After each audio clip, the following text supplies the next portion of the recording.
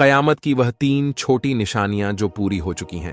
Number 1, पैगंबर मोहम्मद सल्लल्लाहु अलैहि वसल्लम ने कयामत की निशानी बयान करते हुए फरमाया कि कयामत तब तक कायम नहीं होगी जब तक कि ऐसा वक्त ना आ जाए कि लोग गधों की तरह रास्तों पर दूसरे से बदकारी करेंगे।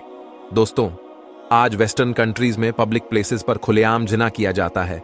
नंबर 2, एक निशानी आपने यह बयान फरमाई कि नंगे पैर, नंगे बदन और बकरियां चराने वाले लोग ऊंची ऊंची इमारतों पर फख्र करेंगे। आज यह निशानी भी पूरी हो गई।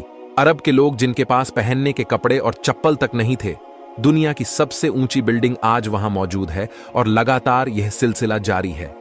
नंबर 3, आपने फरमाया कि लोगों पर ऐसा जमाना आएगा कि इंसान को आने वाले माल की परवाह नहीं होगी कि वह हलाल है या हराम। आज हम देख सकते हैं कि दीनदार कहे जाने वाले मुसलमानों को भी हलाल और हराम की परवाह नहीं रही।